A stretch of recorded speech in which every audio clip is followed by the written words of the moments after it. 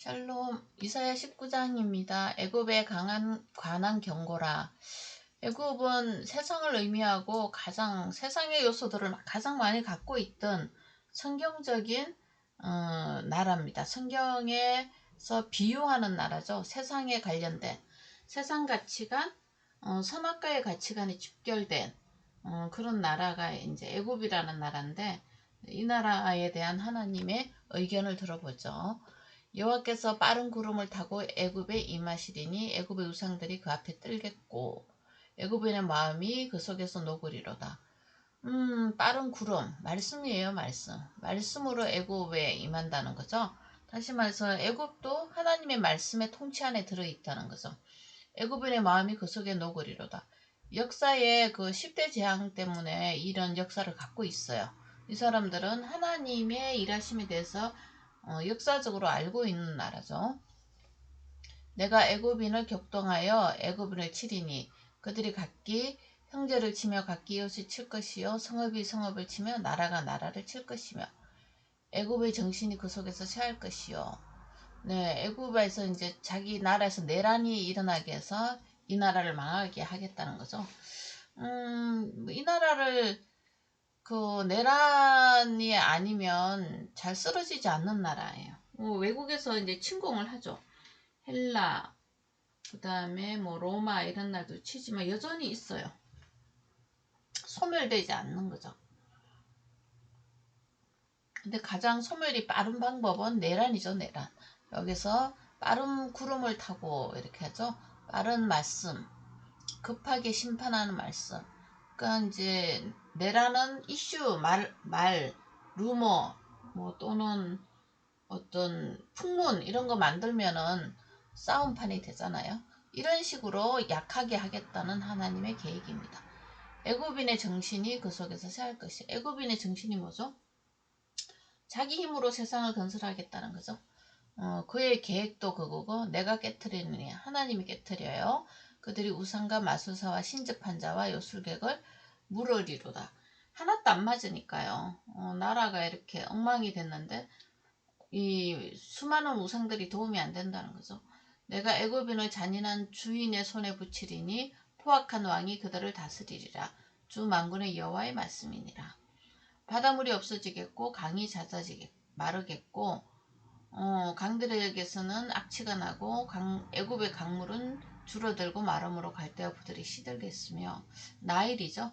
나일이 거의 우상이잖아요. 많은 것을 주니까요. 강의 넘침과 강 속에 사는 고기들과 결국은 사람들을 먹을 것을 준다는 거죠. 돈을 준다는 거죠. 나일 가까운 곳 나일 언덕의 초장과 나일강 가까운 곡식밭이 다 말라서 난려가 없어질 것이며 어부들은 탄식하며 나일 강가에 낚시를 던지던 자마다 슬퍼하며 물 위에 그물을 치는 자는 다 피곤할 것이며 세마포를 만드는 자와 배 짜는 자들이 수치를 당할 것이며 그의 기둥이 부서지고 품꾼들이 다 마음에 근심하리라. 이렇게 이제 황폐화가 되어가는 거죠. 소안의 방백은 어리석고 소안은 이제 애굽의 도시예요. 바로의 가장 지혜로운 모세의 책략은 우둔해졌으니 뭐 하나도 안 맞는다는 거죠. 미래를 볼 수도 없고 현재 정치도 할 수도 없고 너희가 어떻게 바로에게 이르기를 나는 지혜로운 자들의 자손이라 나는 옛 왕들의 후예라 할 수 있으랴. 너희의 지혜로운 자가 어디 있느냐? 그들이 만군의 여호와께서 애굽에 대하여 정하신 뜻을 알 것이요 곧 내게 말할 것이니라. 지혜로운 자는 만군의 여호와의 의견을 아는 자죠. 애굽에 대해서 이렇게 나일강을 말려버리겠다는 거죠. 이러면 애굽인의 정신, 자수성가죠. 그것이 아무 짝에도 쓸모가 없다는 거죠. 그냥 쓸모없는 지혜를 가지고 국가를 경영하다 보니 사람 살기 힘든 곳이 된다는 거죠. 여호와께서 그 가운데 어지러운 마음을 섞으셨으므로 어지러운 마음, 네 이게 마음의 평안을 주지 않는 거죠. 그들이 애굽을 메사에 잘못 가게 함이 취한 자가 토하면서 비틀거림 같게 하였다. 애굽의 미래가 이렇다는 거죠. 애굽에서 머리나 꼬리며 종려나무 가지나 갈대가 아무 할 일이 없으리라. 그날의 애굽이 부녀와 같을 것이라. 힘이 없다는 거예요. 그들이 만군의 여호와께 흔드시는 손이 그들 위에 흔들림으로 말미암아 떨며 두려워할 것이고 유다 땅은 애굽의 두려움이 되리니 이는 만군의 여호와께서 애굽에 대하여 정하신 계획으로 말미암이라. 그 소문을 듣는 자마다 떨리라. 그날에 애굽 땅에 가나안 방언을 말하며 만군의 여호와를 가리켜 맹세하는 5 성읍이 있을 것이며 그 중 하나를 멸망의 성읍이라 칭하리라. 그날에 애굽 땅 중앙에는 여호와를 위하여 대단이 있겠고 그 변경에는 여호와를 위하는 기둥이 있을 것이요. 이것이 애굽 땅에서 만군의 여호와를 위하여 징조와 증거가 되리니 이는 그들이 압박하는 자들로 말미암아 여호와께 부르짖겠고 여호와께서는 그들에게 한 구원자이자 보호자를 내보내사 그들을 건질 것입니다.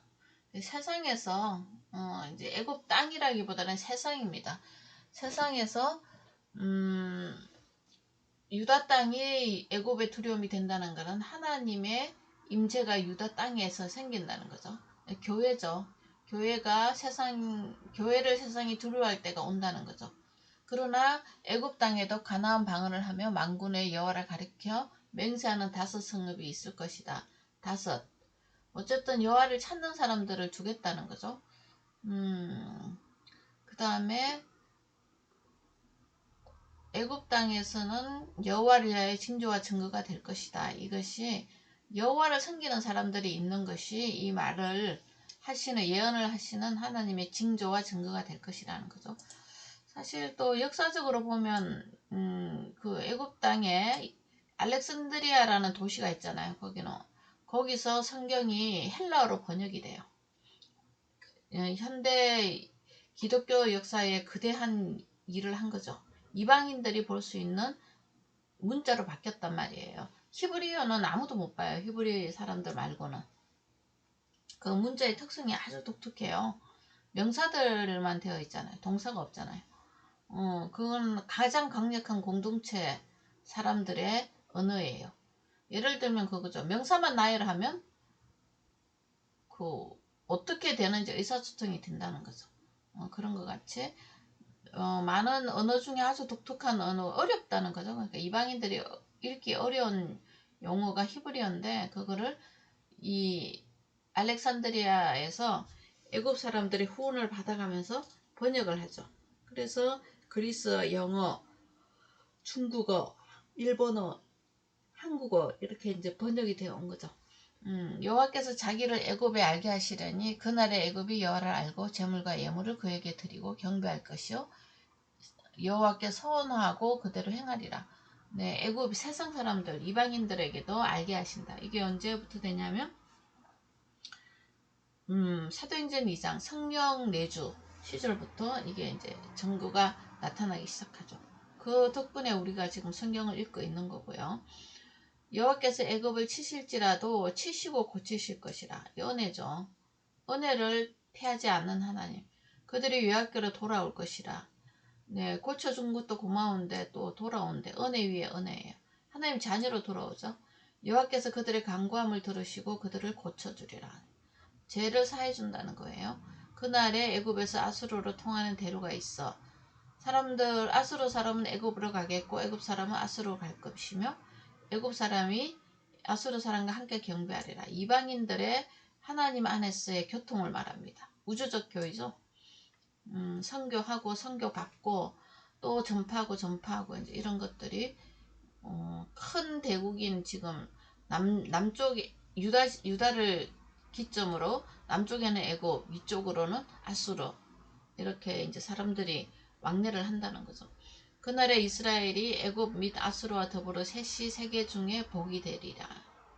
얼마나 아름다워요. 그러니까 선교를 하고 선교를 받고 또 전파하고 땅끝까지 쭉쭉쭉 가는 거죠.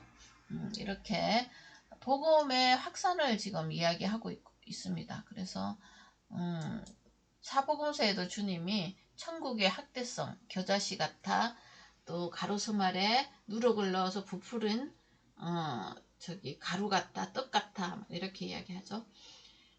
그래서 결국은 하나님의 말씀의 떡은 세상의 모든 사람들이 먹고 구원을 얻고 고침을 받고 남는 말씀이라는 거예요. 풍성하신 하나님의 말씀. 이는 만군의 여호와께서 복 주시며 이르시되 내 백성 애굽이여 내 손으로 지은 아수르여 나의 기업 이스라엘이여 복이 있을지어다 하실 것이라. 애굽은 뭐 저주로 시작했다가 어떻게 돼요? 축복으로 끝나죠. 그러니까 애굽이라는 단어 안에 세상이 들어있고 이방이 들어있어요. 그러니까 서로 교통하며 예수 그리스도 안에서 복이 있을지어다. 주님의 말씀 안에서. 이게 이제 신약의 은혜 시대에 완성이 되는데 성취가 되는데 성령 내주한 사건 때문에 그렇습니다.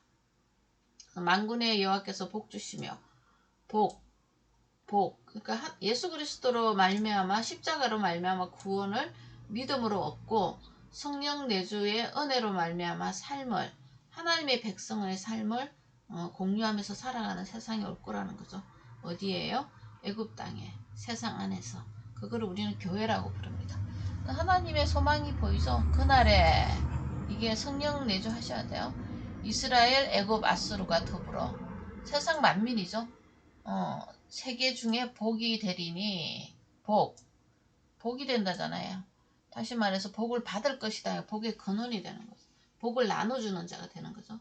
예수님의 영이 그들 마음속에 내정했기 때문에 그런 거죠.